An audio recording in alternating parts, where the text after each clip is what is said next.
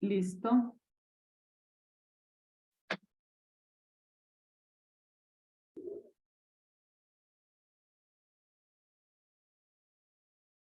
Hola, ¿qué tal? Buenas noches. Y aquí está el movimiento de Lyndon LaRouche. Estamos con la lectura de los jueves de Economía Física, directamente los documentos del economista Lyndon LaRouche. Como saben, estamos leyendo los próximos 50 años de la Tierra. Dentro de estas lecturas hemos abordado diferentes temas. El contexto que le hemos dado y que LaRouche plantea en el documento es el objetivo de entender qué se requiere para un diálogo de culturas, un diálogo para que nuestra civilización sobreviva de forma exitosa. Uno de los errores que ha planteado LaRouche dentro de los primeros, llevamos 12 páginas, pero han sido muy profundas, muy pesadas conceptualmente. Dentro de esto ha sido el tema de por qué ha habido esta falta de diálogo de culturas, o que cuando se ha logrado tener este diálogo de culturas no se llega a buen término. ¿Por qué? Porque hay dos errores principales. Uno es esta contraposición de la ciencia y la religión, que ahí siempre se lleva esta contraposición con la intención de que las naciones, las culturas no lleguen a buen término de acuerdos para el desarrollo. Y el segundo error es el error de creer que solamente reuniéndose en base a cada uno aportar lo mejor de su cultura, de sus tradiciones, esto va a hacer que la solución para mejorar y cambiar las condiciones de esta civilización pues sean exitosas. Va desarrollando estos conceptos. Una de las referencias que quisiera mencionar, que es importante y que vamos a estar leyendo también para entender el documento de LaRouche, es este documento de Cusa que se llama de Pachifidei. En algún momento en las lecturas que se tuvieron cuando se empezó este trabajo de lecturas, se tuvo la lectura y el trabajo de Nicolás de Cusa. Hay los documentos de Pachifidei en español que también nos hemos trabajado, pero vamos a retomarlos para poder conectarlos al documento de LaRouche, perdón, de los próximos 50 años de la Tierra. De la misma forma en que Cusa logra un diálogo entre religiones para tener un resultado ecuménico de acuerdos para el bienestar del pueblo, no de los ciudadanos. De esa misma forma, LaRouche plantea que se requiere una reunión entre naciones, pero basada en principios que no son necesariamente tradiciones y culturas. No con esto se plantea que las tradiciones y la cultura sea incorrecto, sino que tienen un papel dentro de este diálogo, pero el papel principal es ese diálogo en base a principios universales. Bueno, este ha sido el planteamiento que ha desarrollado LaRouche. Continuamos con esta lectura. Recuerdan que una de las tareas o uno de los trabajos a revisar antes de esta lectura fue el poema del Gran Inquisidor, que de hecho ahorita podemos leer el pie de página donde se planteó esto. Denme un segundito. En donde dice LaRouche, esa doctrina gnóstica de un Dios amansado después de la creación en un universo donde reina Satanás es implícitamente un deísmo del satanismo, como el de la secta de Bernard Mandeville en la Sociedad Montpellier, de Friedrich von Hayek y Milton Friedman, o como la del gran inquisidor de la novela de Fedor Dostoyevsky. Entonces, bueno, este poema se leyó el día martes y los que no lo tengan para enviárselos, tenemos el poema en español y fue la lectura muy impactante. Efectivamente se entiende la nota: un Dios amansado después de la creación en un universo donde reina Satanás, que es lo que plantea el inquisidor dentro de este poema. No voy a entrar al poema, lo vamos a ir comentando si les parece. Y hoy vamos a seguir con la lectura en donde nos quedamos, que fue una solución del pasado para el futuro. Justamente aquí dándole el contexto del que hablaba Larouche, de la experiencia del futuro, que este concepto, unido a al concepto de noósfera de Vernadsky, crea un choque en la mente.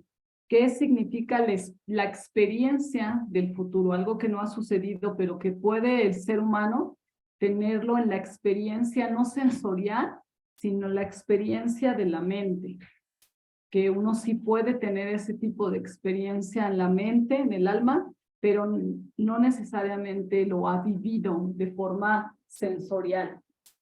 ¿A qué se refiere? ¿Qué significa esto? Bueno, pues es lo que vamos a seguir revisando.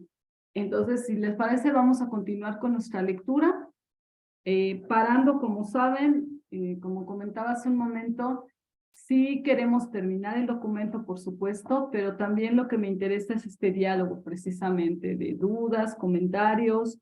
Algunas de las dudas que no sepamos cómo resolver, también las planteamos los viernes en las reuniones del informe estratégico de Iberoamérica con Denis Small, y también esto abre una posibilidad de revisar otros documentos, otros autores de la tradición del sistema americano que siempre ha defendido Larouche, el sistema de crédito productivo, versus todo el sistema liberal, en el que incluye, por supuesto, Mandeville, ¿no? Recordemos quién es Mandeville con la fábula de las abejas, que plantea este concepto de la economía que es así, se plantea como algo exitoso, ¿no? Los vicios privados son virtudes públicas, y es lo que está generando esa capacidad de movilizar dinero en la sociedad, ¿no? Los vicios privados, virtudes públicas, pero que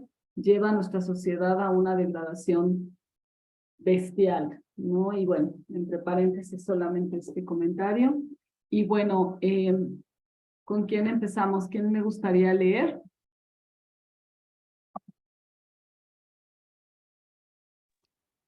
A ver, yo. Vale, gracias, Claudia. Adelante. Es aquí donde dicen una solución, ¿verdad? Sí, Una solución para el futuro. En esta parte introductoria del informe, limito el enfoque del debate a una visión amplia de la clase de solución a la que esa paradoja, así expuesta, debe llevarnos. Para tal fin, una vez más ubico el esbozo de Vernadsky de la noósfera, como lo he hecho por escrito en las últimas décadas, en contraste con el Orión y el hogar ártico en los Vedas de Bal Gangadhar Tilak, del modo en que la adopción griega clásica de esa ciencia de las esféricas se reflejó en las grandes pirámides de Egipto, y que ese método científico clásico encontró eco en los descubrimientos principales de John. Ya lo perdí. Ya.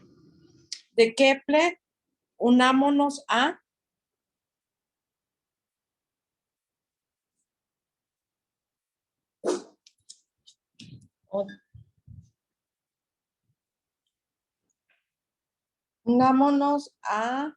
Tilak para ver la vida en nuestro planeta hoy y también mañana, desde la perspectiva de hace miles de años y más. Así, el leer los rasgos característicos de lo que eso implica desde la renovada posición clásica de la definición de la noósfera de Vernadsky.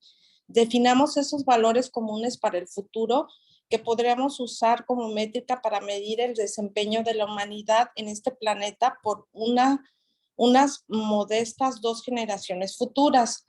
Dadas esas consideraciones, entonces, ¿cómo es que cierta elección de un conjunto de parámetros culturales define la forma en la cual el planeta, que hoy está en peligro grave e inmediato, tiene que emerger de forma exitosa en un futuro determinado, digamos, dentro de 2 generaciones?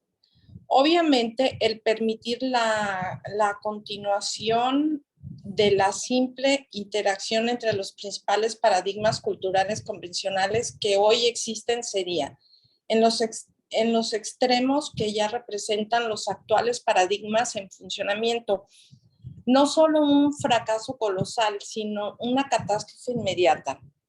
El problema actual no radica en que algunas naciones clave hayan cometido errores. El problema es que hoy el complejo mundial de interacciones culturales ha generado la interacción entre naciones y culturas adversa a Franklin Roosevelt de los 60 años que le siguieron, y en especial en los últimos 40 años de historia. Ello, en efecto, nos ha dejado en el actual estado de grave peligro inminente para el planeta entero. En estos momentos, mientras que algunos gobiernos y otras naciones están considerando los elementos de algunas ideas útiles en lo individual y en concierto, ninguno hasta ahora ha tomado en cuenta con eficacia la verdadera forma de la causa principal de décadas, la amenaza de una embestida. Ya me perdí. De una embestida que hunda al planeta entero en una prolongada nueva era de tinieblas para toda la humanidad. Por ejemplo, la clave de todo entendimiento de la historia mundial moderna de más de 3 siglos a la fecha es el reconocimiento del hecho verídico y fundamental de que a la historia del mundo en su conjunto, a no más tardar desde el triunfo de la Compañía de las Indias Orientales británica de Lord Shelburne en febrero de 1763, la ha moldeado el poder continuo y de hecho imperial mundial de un sistema liberal anglo-holandés. No obstante, la mayor parte del mundo hoy neciamente pretende, como por cortesía, no darse cuenta de este hecho, la llamada notoriedad, este verdadero elefante que está parado y barritando inadvertido en medio de la cama de los recién casados. Ni de sus implicaciones. Ay, es que el letrerito negro no me deja leer.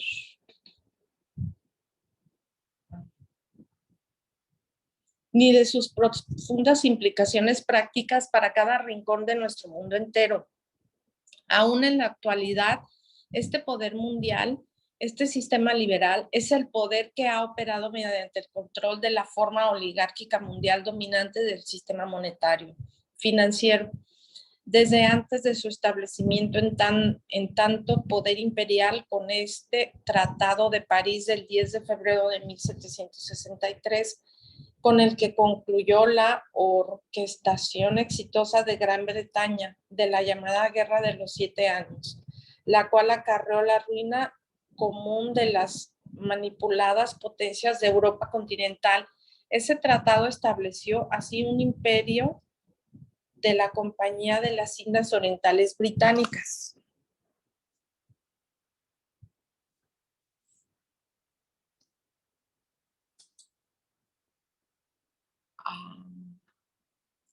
Ya, ya me perdí, perdón.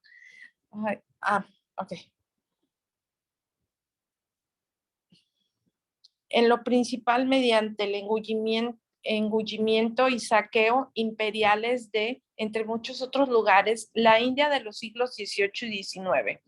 La crisis mundial actual es más que nada consecuencia de las manipulaciones de las relaciones sistemáticas entre las naciones del mundo como un todo, más que nada mediante el control que ejercen los mecanismos del liberalismo axiomáticamente hegemónico entre los componentes de este imperio oligárquico financiero depredador que sigue reinando en la actualidad. Por ejemplo, el que en décadas inmediatamente previas un cuerpo de opinión tan tonto como difundido haya acusado a los Estados Unidos de América y prácticamente a ellos solos de ser el agente voluntario de la dominación mundial.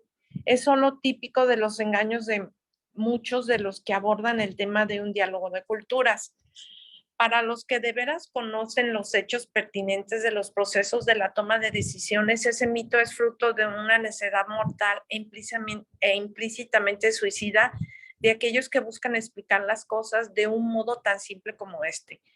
Contrario a ese engaño popular que encontraremos hasta en los mismos Estados Unidos de América, que ha sido la hegemonía de ese sistema liberal anglo-holandés posterior a febrero de 1763, que ahora controla a los Estados Unidos a un grado significativo, como lo ha hecho desde la muerte del presidente Franklin Roosevelt y en especial desde la secuela del asesinato del presidente John F. Kennedy, la que aterrorizó a la población estadounidense hasta llevarla a un estado de aturdimiento relativo, del mismo modo que luego lo hicieron los sucesos del 11 de septiembre del 2001.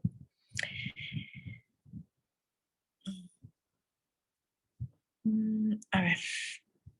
Esta influencia externa principalmente es la del sistema liberal, el cual ahora representa en el exterior del equipo liberal imperialista fabiano, el primer ministro Tony Blair, y de forma notable antes la pandilla de igual calaña de Margaret Thatcher. Este es el sistema liberal anglo-holandés contra el cual se libró la guerra de independencia estadounidense, pero que hoy está prendido como un parásito al cuello de los Estados Unidos, al igual que antes durante los regímenes de Harry Truman y Richard Nixon.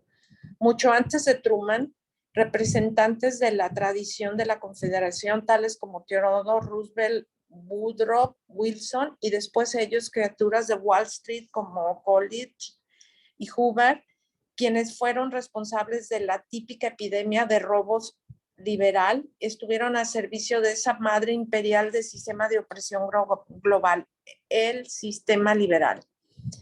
No reconocer este conjunto de conexiones sería como los recién casados que niegan la presencia del elefante que barrita en su lecho marital.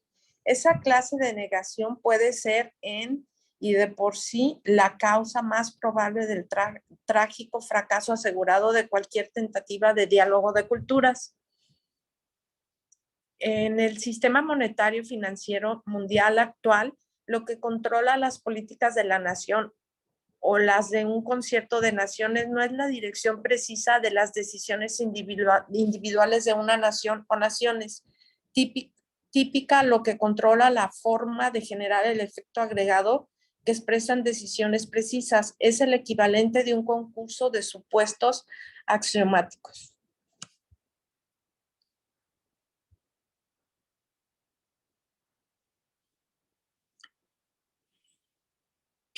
Axiomáticos gobernantes tales como la difundida cualidad lunática actual de la fe axiomática en el misticismo dogmático del libre cambio del sistema liberal anglo-holandés. Esto representa un problema metodológico en extremo importante, pero rara vez apreciado de forma adecuada al abordar el tema de la conducta entre sistemas sociales. Entre sistemas sociales, considera las implicaciones históricas de 4 clases de casos efectos de decisiones precisas relativamente comunes. Primer caso. Hasta aquí, Claudia, si te parece, hasta aquí vamos a parar un momento. Ok. Para revisar lo que hemos leído. Déjame centro un poquito esta parte. A mí me parece muy importante esta parte donde Larouche plantea que uno de los axiomas que se dan, axiomas o a priori, ¿no? Que no ha tenido una comprobación, sino se establece por default. Y que uno de estos axiomas ha sido que los Estados Unidos son el causante de todo este colapso de la economía y que han sido los responsables, ¿no? Siempre se considera a los Estados Unidos como el problema. Y bueno, no es que no haya material, ¿no? Por eso la Rush hace esta conexión de realmente qué ha sido el Imperio Británico, desde la Compañía Británica de las Indias Orientales, y cómo han buscaron destruir a los Estados Unidos cuando Estados Unidos seguía siendo una colonia británica. Pero cuando Estados Unidos se independiza y no hay manera de que sea una conquista explícita de una forma militar, entonces se busca una penetración de agentes, de ideologías dentro del gobierno y las instituciones más importantes de los Estados Unidos para de esa forma irlo destruyendo por dentro. Y en esta parte de irlo destruyendo por dentro, toma todos estos gobiernos que han llevado a los Estados Unidos a que ellos mismos, como menciona la Rush, ellos mismos han sufrido la política de libre comercio. Tenemos mucho material sobre esto de cómo el libre comercio o la política liberal ha afectado a los propios Estados Unidos. Tenemos ahí, por ejemplo, el documental de Nahuapa y Plino, donde se da esta demostración de cómo agricultores y todo el sector productivo en los Estados Unidos no fue beneficiado con esta política librecambista. Esta era importante mencionarlo, y cómo se ha seguido gobiernos de una tradición de traición a los propios Estados Unidos.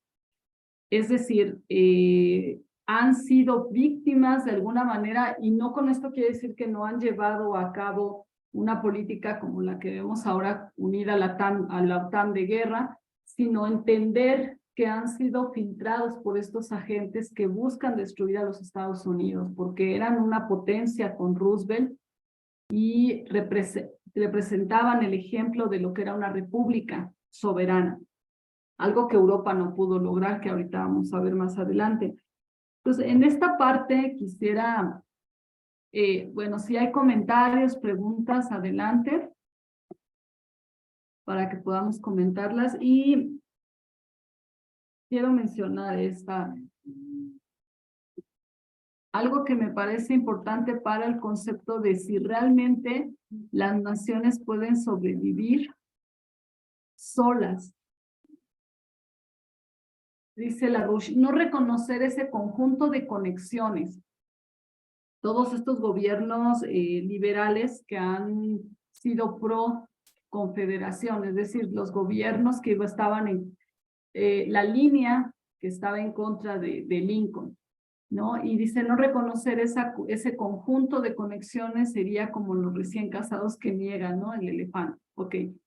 En el sistema monetario financiero mundial actual, ese sistema financiero actual, lo que controla las políticas de una nación o las de un concierto de naciones, un grupo de naciones, no es las naciones en sí mismas. Y esto es muy importante entenderlo. Por eso es que el movimiento de la Rush es un movimiento internacional. No porque hay que tomar solamente en cuenta el mundo y es mejor ser que sea algo global, sino por una cuestión de método científico. Y estos párrafos que vamos a seguir leyendo nos dan el respaldo, la explicación de por qué la Rush en vida y ahora con su esposa Helga, el núcleo central del planteamiento siempre ha sido un nuevo sistema financiero internacional. Pero esta nación se está desarrollando y esta nación está haciendo cosas buenas y demás, sí, pero necesitamos un nuevo sistema financiero internacional, no local. Y esto que vamos a leer, que te diría que pongamos más agudo todavía esta atención, es porque está el respaldo de la Rush, porque el sistema financiero como un todo y como método. Dice esta parte, en el sistema monetario financiero mundial, lo que controla las políticas de una nación o las de un concierto de naciones no es la dirección precisa de las decisiones individuales de una nación o naciones, típica, lo que controla la forma de generar el efecto agregado que expresan decisiones precisas. Es el equivalente, ¿no? Lo que controla las políticas de una nación o las de un concierto de naciones no es esa dirección, sino el equivalente de un conjunto de supuestos axiomáticos. Voy a subir un poquito. Gobernantes, tales como la muy difundida cualidad lunática actual de fe axiomática en el misticismo dogmático de libre cambio. Como vemos, la Rush siempre da suficientes adjetivos para poder nosotros explicar o entender a detalle, ¿no? El sistema financiero, como eso que dice, de la cualidad lunática actual de fe axiomática en el misticismo dogmático del libre cambio del sistema liberal anglo-holandés, ¿no? Es decir, ese sistema financiero tiene una base conceptual, una base axiomática con la que se lleva a cabo, con la que funciona. Y esta base axiomática tiene una tradición, que es el sistema liberal, la economía liberal. Ejemplo de ellos es lo que hemos leído: Mandeville, Kesney, Adam Smith con su absurdo libro de la riqueza de las naciones, y que vamos a ir ahondando un poco más en cada uno de estos, pero en general ese sistema económico tiene un respaldo axiomático, un respaldo conceptual y de método. Todo esto me gustaría que lo tuviéramos en mente para pasar a los ejemplos que él da. Dice, esto representa un problema metodológico en extremo importante, pero rara vez apreciado de forma adecuada, al abordar el tema de la conducta en y entre los sistemas sociales. Considera las implicaciones históricas de 4 clases de casos de efectos de decisiones precisas relativamente comunes. Ahora vamos a entrar a estos ejemplos. Estos ejemplos, ahorita que los leamos, para mí representan los diferentes niveles en donde está la toma de decisiones político-económicas, financieras de una nación, para poder ubicar si realmente esa toma de decisiones político-financieras, sociales y demás económicas realmente están llevando a esa nación a un desarrollo, o esa toma de decisiones está, digamos, autocontenida o que está dentro del axioma principal, que es un sistema liberal. Y entonces, si es un sistema liberal, su base axiomática, las decisiones que vaya tomando, que aparentemente al sensorio son correctas, en realidad no lo son tanto. Aunque aparentemente al sensorium parezca que, bueno, va hacia un buen rumbo, ¿no? Entonces, bueno, quería comentar esta parte antes de entrar a los ejemplos, y si tienen alguna pregunta, algún comentario o puntualizar algo de lo que hemos leído, también adelante, antes de continuar.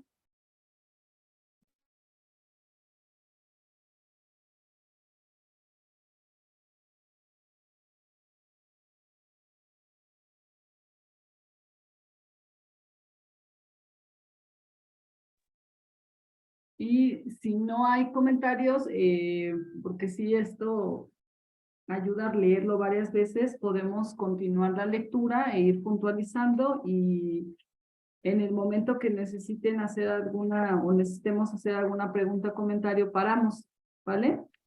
Carolina, la nota 27 hay que leerla. Sí, muy bien, la nota 27, claro. Sí, léela. Si la quieren leer ustedes, por favor. La leo yo ahí. Gracias. Ahora un comentario al final ahí mejor.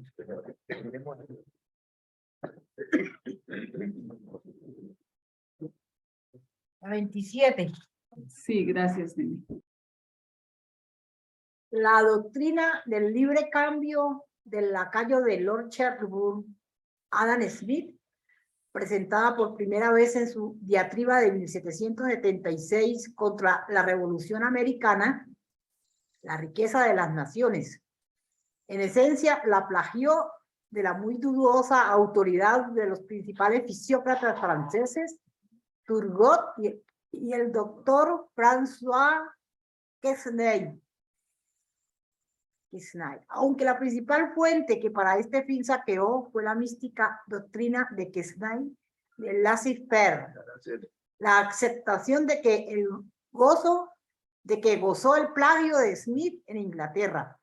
En general estuvo condicionada por el precedente de la fábula de las abejas de Bernard Mandeville, en la cual los beneficios públicos de que goza la sociedad en su conjunto, según las intuiciones curiosamente gnósticas de Mandeville, son producto del fomento de los vicios privados.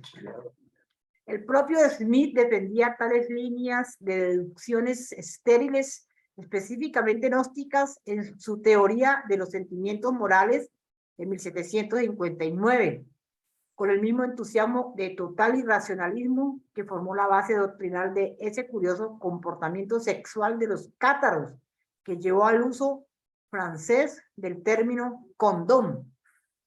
El profesor Milton Friedman ni siquiera ofrece esos exóticos sustitutos de la razón en su versión del mismo disparate. Friedman alega como un bobalicón del aula de clases que copia la lección en su cuaderno, como señalaba la señora Joan Robinson de Cambridge.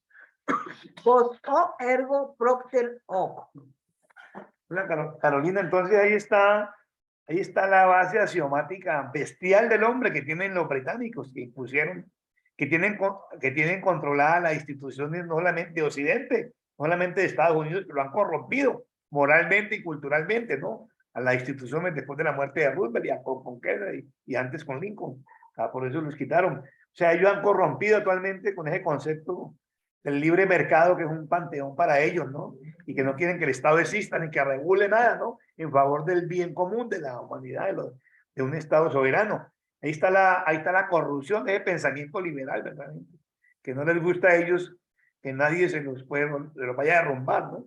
Esa es la visión totalmente gnóstica, pues, de los satánicos, verdaderamente, que están destruyendo un principio creativo del hombre, ¿no?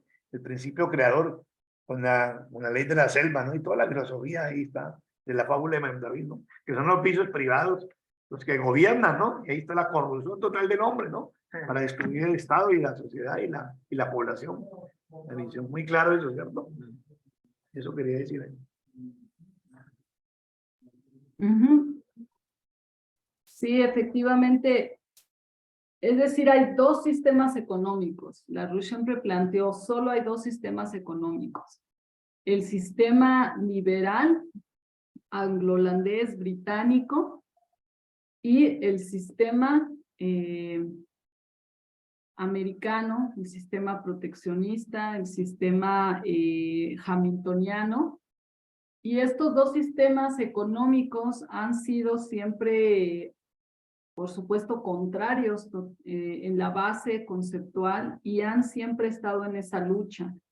El sistema liberal, que es el que existe actualmente, que implica todos los tratados de libre comercio, el no proteger a los productores cuando hay se abre el comercio, es una locura total abrir el comercio. El propio Hamilton, si ustedes lo revisan, si lo revisamos, el informe sobre las manufacturas, el informe sobre la banca, que son documentos también que tenemos en español y que vamos a estar leyendo en estos grupos de estudio, lo que planteaba Hamilton era esta idea de que siempre se debe proteger al productor nacional, que puede haber, por ejemplo, aranceles que se cobren para que entren productos, pero que esos aranceles se den como un subsidio al productor nacional, de forma que si estos productos que entran son demasiado baratos, que van a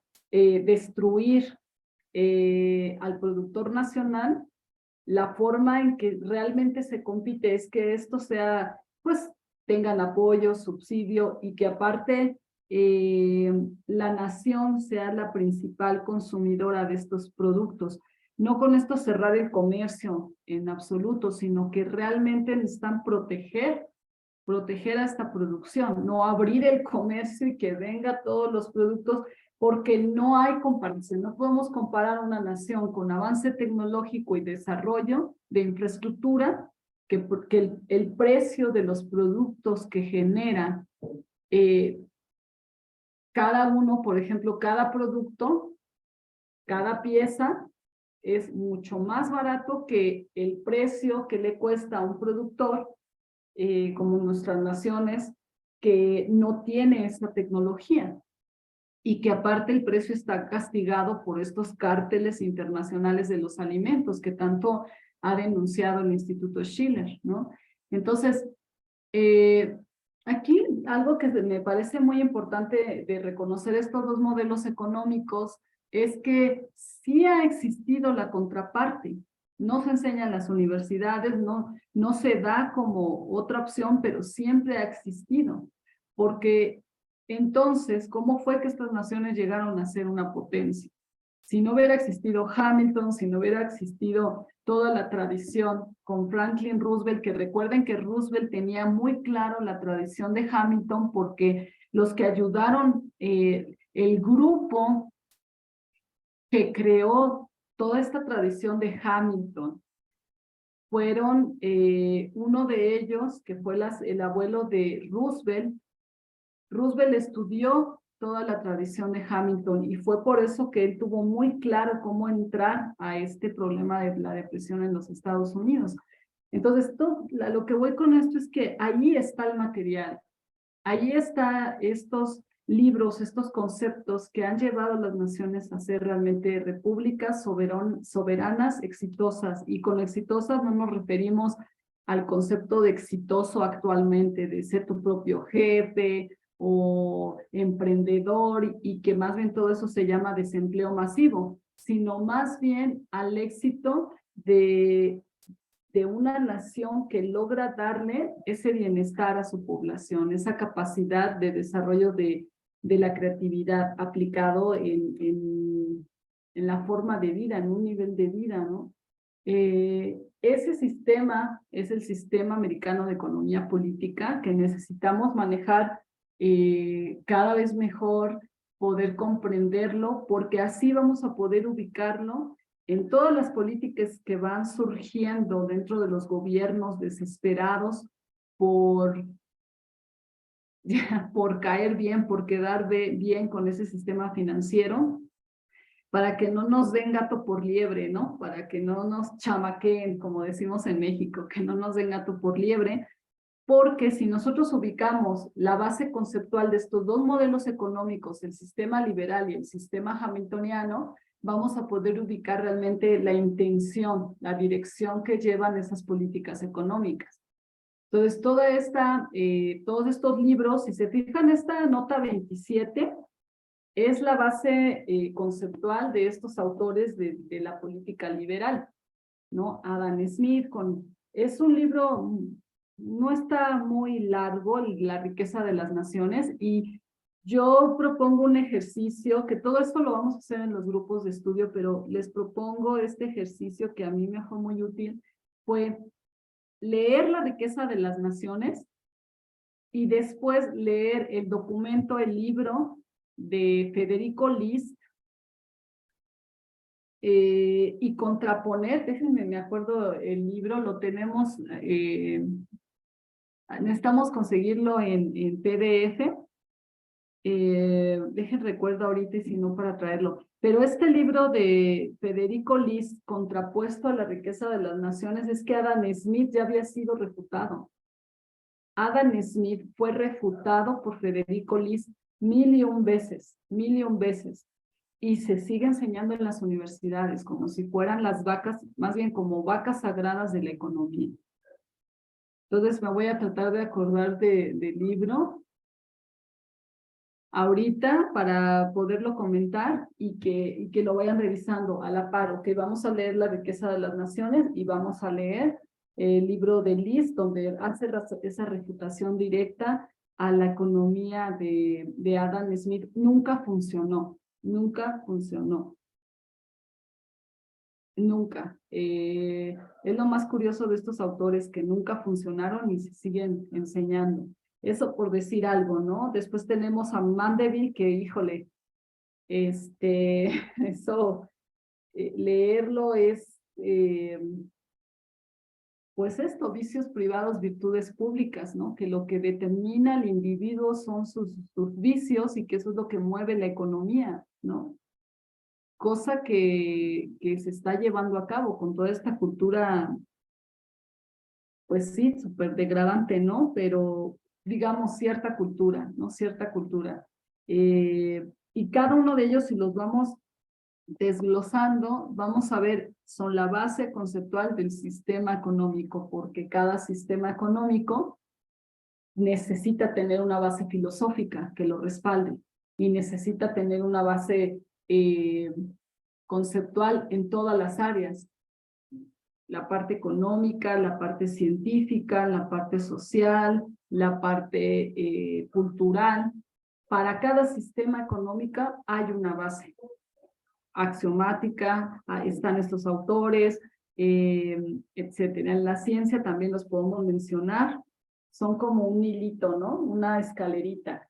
Sistema liberal, todos sus autores, todos sus defensores en la educación, en la ciencia, en el arte, en la cultura, en la economía, en lo social. Sistema hamiltoniano, también todo un árbol con las ramas de los defensores de ese sistema hamiltoniano. ¿Y cuál es el núcleo de esta división de esos sistemas en donde simplemente no puede haber coincidencia, no puede haber una reconciliación, no puede haber el decir, bueno, pero hay que tomar lo bueno del sistema liberal y pues tratar de acomodarlo? No podría existir porque el concepto que plantean es la naturaleza del hombre como un hombre bestial. Llevarlo al nivel de bestia, ¿no? Bueno, eso es lo que quería comentar sobre esta nota. Y como ven, tenemos mucha chamba, como diríamos, mucho trabajo, muchas oportunidades de seguir entendiendo este concepto de la Rush de economía física. Y ya nada más, aquí salieron como unos 6 libros para revisar, ¿no? Y todo eso es algo que podemos hacer ya sea con las clases, ya sea con las lecturas, pero que tengamos esta base, saber que eso existe. Ya si cada uno por su lado le queremos entrar, está genial, y también seguirlo haciendo aquí en los grupos de estudio. Pero ahí está, nunca ha estado escondido, siempre ha estado ese material abierto. La pregunta es ¿por qué no lo conocimos? Bueno, porque no es lo que se enseña normalmente, no es lo que se tiene como en común. Bueno, eso quería comentar, no sé si alguien tiene alguna... ¿Cómo la ven toda esta parte? Que cada modelo tiene su base, esta diferencia que hay entre los dos sistemas, ¿sí lo ven ustedes? ¿Cómo ven esta parte de los dos modelos económicos?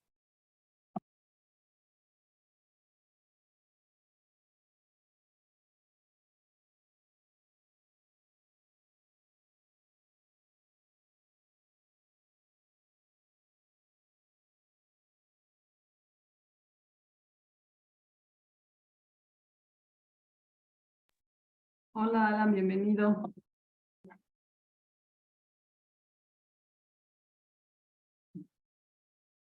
¿Alguien quiere hacer algún comentario? Buenas noches. Hola, Alan, bienvenido. O seguimos leyendo también. Está lo que yo me acuerdo de este libro de Liz, que no logro recordar. Está en el Fondo de Cultura Económica, pero estoy tratando de recordar el título.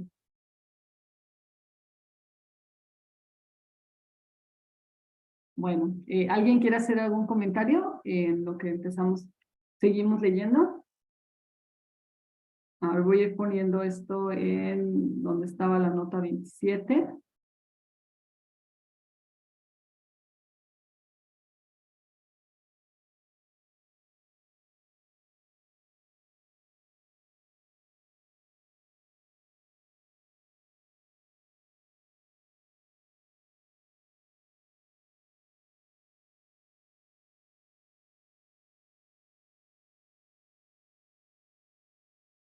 Aquí nos quedamos entonces en esta parte y si les parece, si no hay todavía algún comentario, seguimos con la lectura. ¿Alguien más quiere leer?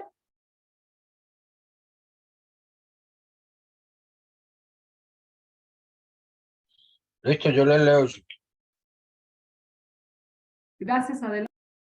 Bueno, esto representa un problema metodológico en extremo importante, pero rara vez apreciado de forma adecuada. El tema de la conducta en y entre los sistemas sociales considera las implicaciones históricas de 4 clases de casos de efectos de decisiones precisas relativamente comunes. Primero, hay casos en los que una acción expresa en efecto un teorema de un supuesto axiomático de la conducta tal que ese suceso no cuestiona ningún cambio significativo de ese principio que ahora opera. De contribuir esa pieza de la práctica del estancamiento intelectual a empeorar una situación, entonces este empeoramiento no fue más que una prueba de lo que ya estaba implícito en los hábitos de pensamiento antes en funciones de la actual conducta axiomática en la toma de decisiones. Segundo, hay casos que sin cambiar los supuestos de corte axiomático, es decir, sistémico, antes imperantes, llegan a un punto extremo en la trayectoria que ese supuesto de corte axiomático definió de forma implícita. Es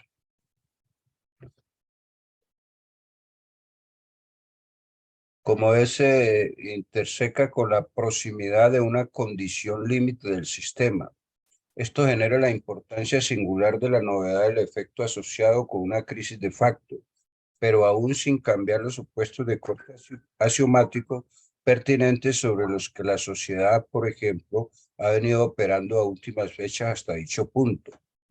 Tercero, hay avances que entran en conflicto axiomático con lo que los supuestos axiomáticos imperantes habrían permitido, pero cuyo efecto probablemente será absorbido como una mera nimiedad, una mera perturbación del soñador dormido con un mínimo de alteración temporal relativa del sistema que esos supuestos representan.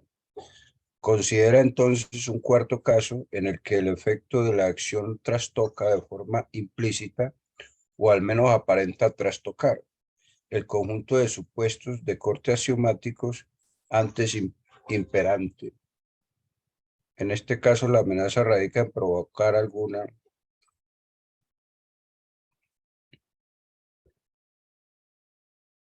suerte de cambio en el sistema entero en lo axiomático. Por ejemplo, la mayoría de las amenazas implícitas o explícitamente violentas de la élite gobernante contra mi persona en los últimos 30 y tantos años han sido el muy llano resultado de la percepción de la élite, de que mi proceder en curso inminente en ese momento constituía lo que el sector pertinente de ese grupo consideraba como una amenaza.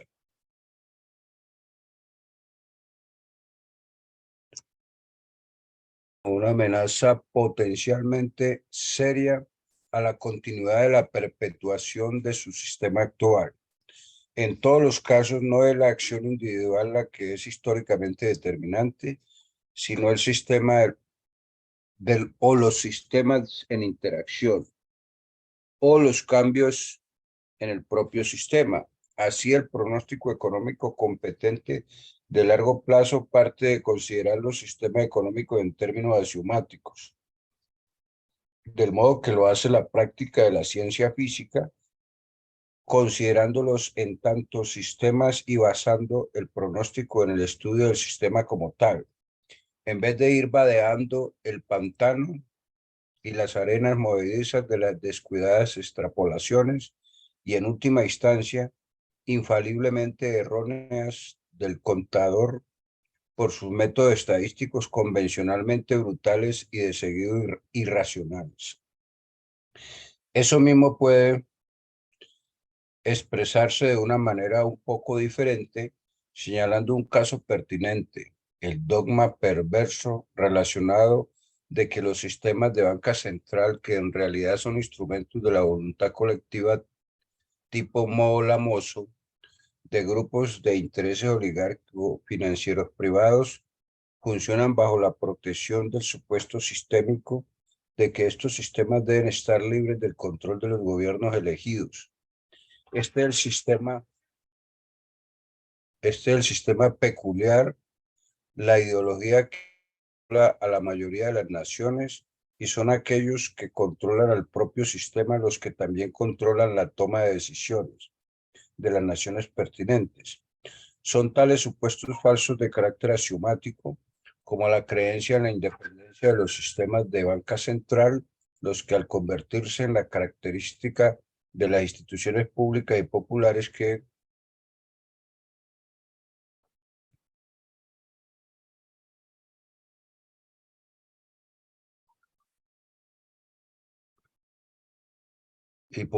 que atañen devienen en forma de funcionamiento de la nación.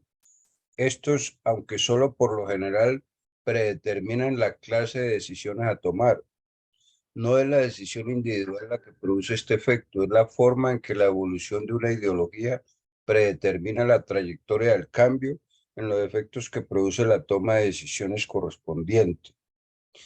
En todos los casos, es el sistema el que determina la importancia del suceso y no, como hoy cree la gente incauta, el mero agregado estadístico de los sucesos.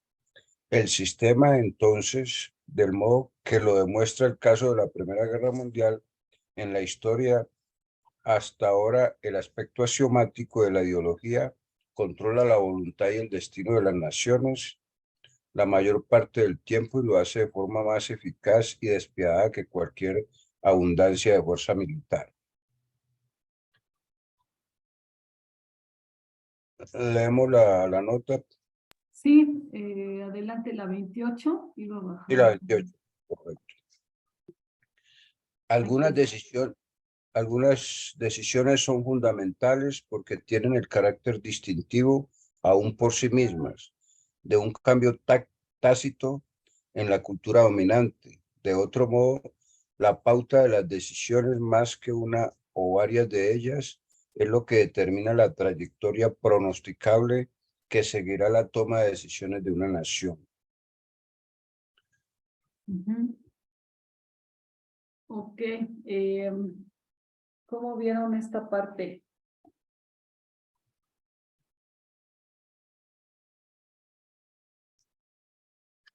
Sobre el sistema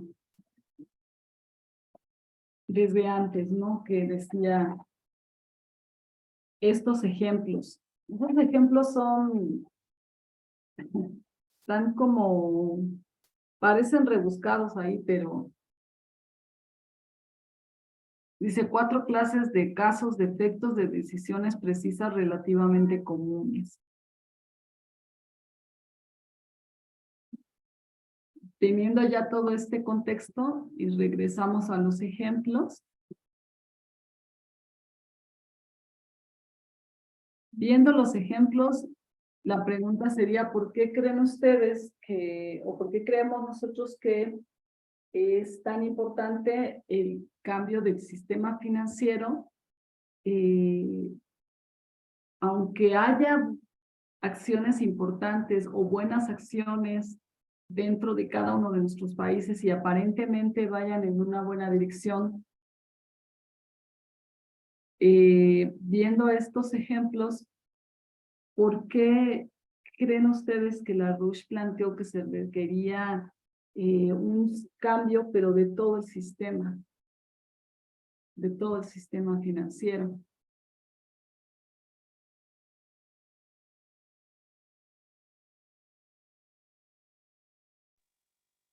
Hola, hola. Ujú.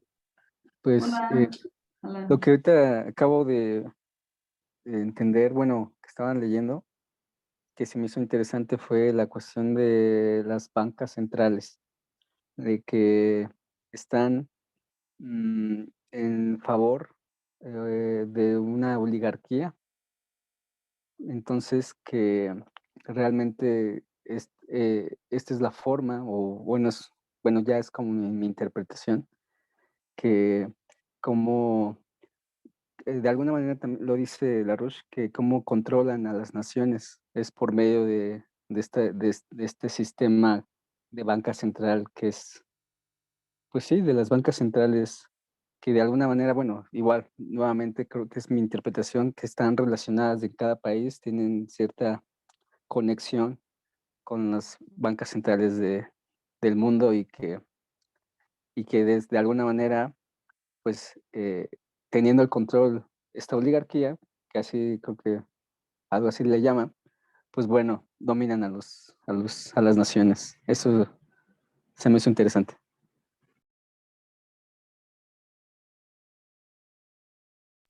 Sí, Alan, gracias. ¿Por qué es tan importante o cómo logra el sistema financiero controlar a las naciones por medio de una banca central? ¿Por qué? ¿Por qué es tan importante? ¿Por qué el corazón, así el veneno, podríamos decir, el veneno que se inyecta a las naciones por el que el sistema financiero como sistema inyecta un veneno a las venas de cada nación? Y ese veneno es esta práctica del sistema de banca central, independiente, por supuesto, ¿no? Porque ese es el problema. Banca central independiente sin control. ¿Por qué es tan problemático o por qué esto es tan grave o cuáles son las consecuencias? Verlos desde varios puntos. ¿Por qué la banca central independiente es la herramienta principal que tiene el sistema financiero para controlar a una nación? Yo puedo participar con respecto a lo que, cuál es el concepto en Adam Smith, cuando él habla de la riqueza de las naciones, cuál es el concepto de riqueza que maneja la oligarquía en el caso de la riqueza de las naciones de Adam Smith. ¿En qué se basa, en qué se fundamenta esa riqueza? Porque Larouche ya habla de otro concepto de riqueza basado en desarrollar las potencialidades creativas de los habitantes de la misma población, ¿no? Porque en que más se despierte la creatividad hay más impulso para descubrimientos y hacer más descubrimientos científicos, porque mire, por ejemplo, hoy, el caso del banco. En un momento dado, hoy, por ejemplo, fui a un banco y no funcionó el sistema. O sea, a todos los que estaban en el banco les dijeron no hay sistema, se cayó el sistema. Y o sea, quedamos perplejos todo el mundo porque pues no hubo forma de sacar una platica. Y así lo controlan a uno hasta digamos, como dice, los banqueros le controlan a uno hasta el caminado. Hoy no se sabe, mañana era que se puede ir a buscar si hay dinero. Pero así como pueden hacer, basado en un concepto de dinero, de papel moneda, es que los banqueros han controlado el mundo porque pues así están llevando el mundo a la hiperinflación y que el mundo está en un problema de una crisis económica globalmente porque pues el concepto de que manejan los banqueros es de monetario, ¿no? De precio o de valor monetario, no de valor físico. No, en esta economía no se habla de desarrollar empresas, como dice Hamilton, ¿no? En el reporte de las manufacturas, ¿no? ¿Cuál es el proceso que hay en todo un proceso económico? hasta adquirir un producto final.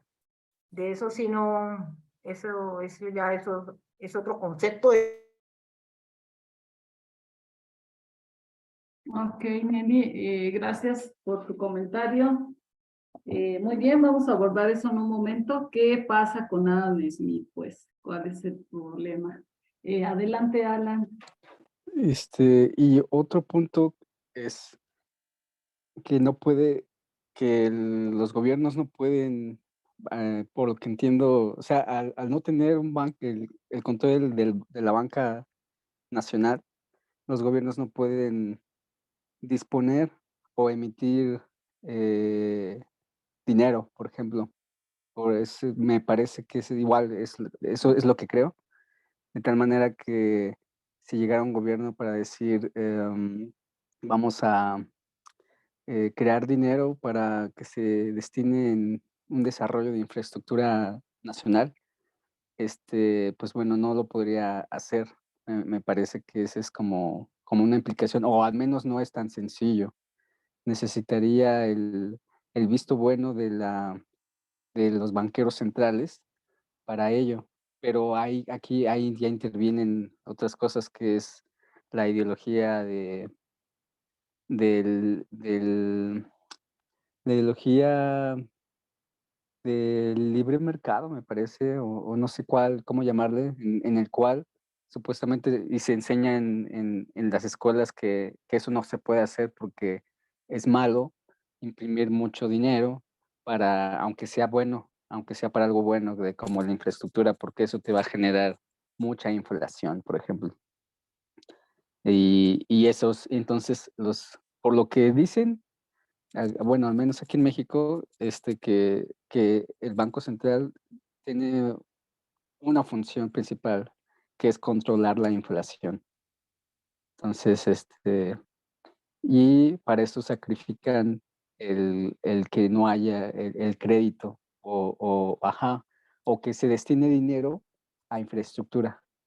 ¿Por qué? Porque el mandato principal es de que no se dispare la inflación. Entonces, ese es como un punto que no comprendo perfectamente, pero el punto es de que al no tener el control, los gobiernos no pueden disponer de dinero. Prácticamente es eso. No pueden crear dinero para crear nuevos proyectos. Ok, gracias, Alan, por tu comentario. ¿Alguien más quiere hacer un comentario para hacer un bloque? Sí, a Ujú. ver, el hecho de que haya una banca privada que es la que dicta las normas, es la que endeuda a las naciones, es la que controla la inflación, se necesita acá con un país, pues lo acaba, y pues como son países dependientes la mayoría de esa banca central privada, entonces eso es lo que nos tiene fregados, y a eso es que debe apuntar el cambio del modelo económico. Listo. Gracias, profesor Tulio, también por su comentario. ¿Alguien más quiere hacer otro comentario? Acuérdense que estamos como aprendiendo, no es... cualquier comentario es importante para nosotros, ¿no? Dudas y demás.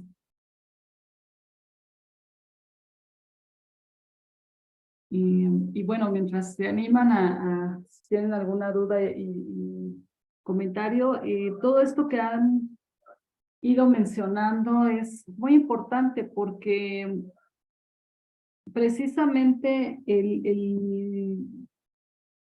como lo describía, no es controlar, por ejemplo, la inflación y sacrificar, ¿no? Es como, sigue siendo sacrificarle al Dios, ¿no? Al Dios inflación, sacrificarle todo lo necesario para que el Dios inflación no avance, porque eso afecta directamente la economía per cápita. Aquí esta parte vienen dos preguntas que son importantes. Y antes un comentario. En estos documentos de Hamilton, algo que él plantea es la deuda pública es una pública bendición. Y Volvimos. esto es así como si lo dijéramos aquí en las naciones de Iberoamérica, en el mundo en realidad, decir la deuda pública es una pública bendición sería una locura, porque lo que se ha planteado es que las naciones que crecen son las naciones que no se endeudan, ¿no? Que pueden tener un endeudamiento muy mínimo. Tenemos, por ejemplo, también los casos de la austeridad republicana, que tiene algunas menciones ahí interesantes, pero que en realidad sigue basándose en la idea de el cero endeudamiento. Ahora, por supuesto, el endeudamiento cuando se hace con el FMI y él unido al cheque que da de préstamo van todos los sicarios económicos para asegurarse de que pagues esa deuda y sobre todo lo más importante, que no lo inviertas en nada que pueda hacer que el país se desarrolle.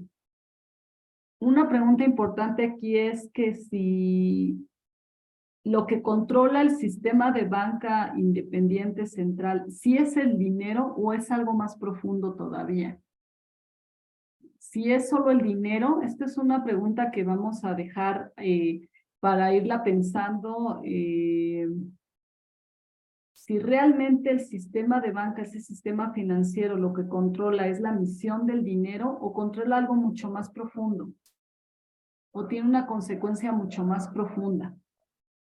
Esa es como la primera pregunta, tomando en cuenta que el dinero solo es una herramienta.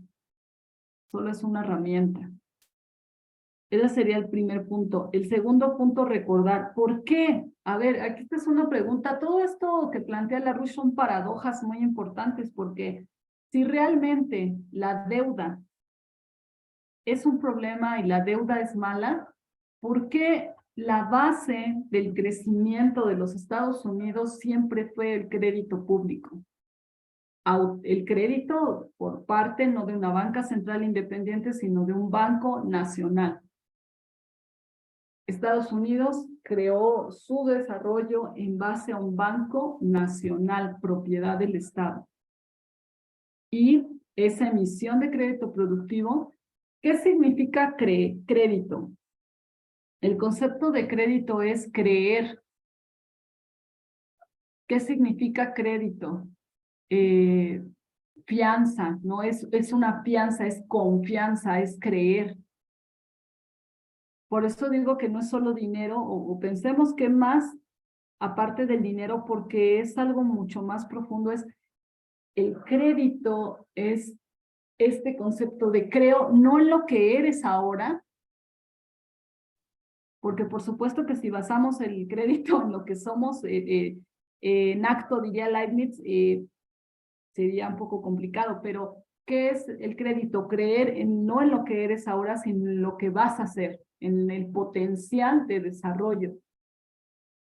Entonces, bueno, aquí vamos a estar revisando a Hamilton con esto. ¿Por qué? Si los Estados Unidos con Hamilton, pues toda la tradición que tienen con Lincoln, Roosevelt, Kennedy, ¿cómo lo hicieron ellos? ¿Cómo Lincoln desarrolló a los Estados Unidos con todo el sistema de trenes, que era la tecnología en ese periodo? Y todo el sistema de trenes no era solo para tener infraestructura, era para conectar al país, que tenía un caos, con los confederados que querían pues seguir manteniendo a los Estados Unidos como en esta situación de no solamente esclavismo, sino de no ser una república soberana, ¿no? Y después tenemos Roosevelt, que desarrolla las infraestructuras del proyecto del Valle del Tennessee, las 4 esquinas más pobres. ¿Cómo le hizo? Acuérdense, Roosevelt hace el feriado bancario y empieza la emisión de crédito. Gastó, es lo famoso, ¿no? Que con un teléfono, al secretario del trabajo le dieron un teléfono y solamente eso, ¿no? Una oficina, un teléfono para que gastara millones de dólares en un día. ¿Cómo lo hizo? Crédito productivo hacia las granjas, el desarrollo. Y después, Kennedy, ¿cómo le hizo? ¿Cómo le han hecho los Estados Unidos para crecer? Y ahí viene esa función y el papel importante, y cómo lo hemos hecho también otras naciones, que no hemos llegado a ese nivel de desarrollo, pero que hemos tenido esos destellos, ¿no? En ciertos momentos. Entonces, esa sería la pregunta que queda abierta. Realmente, ¿qué es lo que controla la banca central independiente? Sistema financiero. ¿Es solo la emisión o el control de dinero o es algo más profundo? Y la segunda que va a quedar es esta otra paradoja de Adam Smith. No es tan sencillo, no es que uno va a abrir el libro de Adam Smith y va a decir, ah, mira, aquí dice aquí dice que en realidad el ser humano debe de estar basado en sus vicios privados, ¿no? Como Mandeville. No, en el libro, que ya me acordé, ya busca aquí cómo se llama el de Liz, porque no me acordaba el nombre, y es el Sistema Nacional de Economía Política, es ese libro. Bueno, Adam Smith en su libro La riqueza de las naciones da el ejemplo de una fábrica de alfileres. ¿Cómo funciona una fábrica de alfileres? Y no es complejo, la verdad, siendo muy francos, es más difícil leer a LaRouche directamente por toda la base conceptual, pero esta contraposición de tomar a Adam Smith y contraponerlo con Federico List, de verdad, uno cree, vamos a quedar impresionados de ver cómo hubo una refutación explícita. Aquí la paradoja es, otra pregunta, ¿ustedes consideran que la base de la economía física de LaRouche es que una nación puede crecer en base a aumentar la productividad, en base a aumentar la capacidad productiva? O sea, que el corazón del planteamiento de LaRouche es que podemos crecer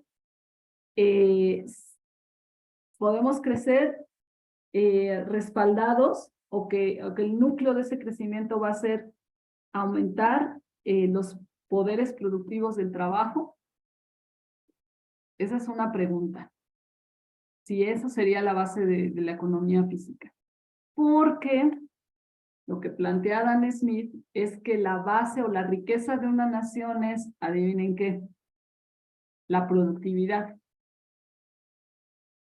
La riqueza de una nación está basada en la productividad. Y por eso, y el ejemplo que da es de una fábrica de alfileres. Explica cómo funciona una fábrica de alfileres y cómo podría lo divide en procesos. ¿Qué departamento más o menos que hace cada cosa? Y la manera en que cada uno pueda ser productivo, eso es lo que le da la riqueza a una nación, que la productividad en el proceso productivo. La productividad.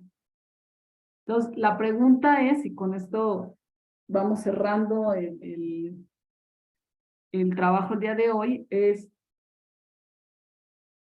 ¿cuál es la diferencia entre el planteamiento de Adam Smith de que si eso es verdad, primero, que la riqueza de una nación está basada en la productividad, y si esto es así, si es correcto, entonces, ¿cuál es la diferencia con el planteamiento de LaRouche? Porque como sabemos y ya hemos pasado por el libro de Así que quieres aprender economía, la base, el sistema productivo es una base importante también del modelo de LaRouche. Entonces, bueno, esa es como esa paradoja. Bueno, es que Adam Smith plantea que lo importante y la riqueza de una nación es la productividad, y LaRouche también le da importancia a la producción. Entonces, ¿qué onda? ¿Cuál es la diferencia? El resolver no es una paradoja todavía, que no hemos dado respuesta a la primera pregunta, pero cuando demos respuesta a la primera pregunta va a haber una paradoja, y esa respuesta a esa paradoja es lo que nos lleva a entender realmente la importancia de la aportación de LaRouche. porque a veces se escuchan como muchas cosas, cuando uno lo lee, de verdad a veces uno se revuelve de tantos conceptos, adjetivos, o sea, tantas cosas que pone, pero cuando tomas un documento de LaRouche y lo desglosas, lo desmenuzas, que es lo que estamos haciendo, te das cuenta de la verdadera aportación de sus ideas, de que realmente es una revolución y que él reivindica, así se dice, o sí, reivindica a todos estos economistas, como Federico Lis. En este libro del Sistema Nacional de Economía Política, Lis es muy explícito en la refutación de Adam Smith. ¿Por qué esto no? ¿Por qué esto no? ¿Y por qué esto no? Y de hecho, alumnos de List, en su tesis, o sea, alumnos de Federico List es alemán, alumnos de List, en su tesis, la base de la tesis de los alumnos de Federico List, no de todos, de algunos, fue la refutación a Adam Smith de los alumnos en su tesis. Ni siquiera eran los grandes reconocidos economistas, porque había esta lucha, como mencionábamos hace rato, siempre ha habido esta lucha entre estos dos sistemas. No es cierto que el sistema liberal es lo que ha permeado todo el tiempo, es lo que se implementó, pero no se tenía ese sistema liberal. Entonces, bueno, pienso que responder estas preguntas nos va a ser útil para aterrizar más el trabajo de LaRouche y quedamos en estas, ¿no? Realmente, ¿cuál es el problema? ¿Cuál es ese veneno? ¿Qué es lo que representa el sistema de banca central independiente? ¿Es el dinero o hay algo más profundo todavía que controlan? Bueno, aparte de la inflación y demás, ¿qué es realmente lo que controlan de una nación? Y la otra pregunta es, bueno, si realmente la productividad es la riqueza de una nación, el aumento de la productividad es la riqueza de una nación. Y bueno, eso es por ahora, si quieran, bueno, son 7:38, yo creo que con esto, si alguien quiere comentar algo sobre eso, adelante, pero me gustaría como estas dos preguntas, o bueno, no sé si fueron tres, pero trabajarlas, seguirlas comentando si les parece también en el grupo de WhatsApp, ir revisando. El libro de Adam Smith está ahí, se puede conseguir en PDF o conseguirlo, pero vale la pena revisarlo para contraponer con esto. Y lo vamos a hacer con este trabajo de LaRouche, lo vamos a hacer. Claro, primero vamos a leer a Lynn, a LaRouche, para que nos dé esa base conceptual. Y bueno, eso es lo que quería comentar. Si alguien tiene otro comentario para ir ya cerrando la lectura del día de hoy, ¿cómo ven?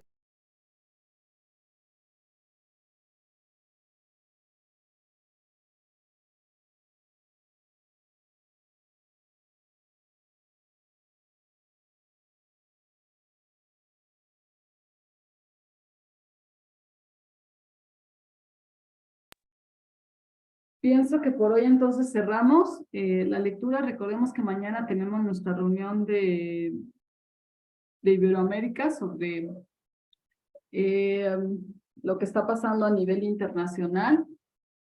Y bueno, no les doy la hora porque varía de acuerdo al país y hay un montón de cambios horarios, pero ahí nos vemos y yo pienso que va a ser interesante también meter este tema ahí en la reunión. Depende cómo se da el diálogo. Y nos quedamos hoy, para que todos sepamos, en la página 14, ¿vale? Ok. Ahorita lo marco. Y que tengan muy buena noche, nos vemos entonces mañana y... Chao, hasta mañana. Sí, gracias, gracias, Caro. Hasta luego a todos. Julio. Gracias a todos, tenemos tarea ahí. Adiós, gracias. Bueno, Eduardo. Buenas noches. Hasta luego. Hasta luego, Hasta luego, Juan, bienvenido. Chao.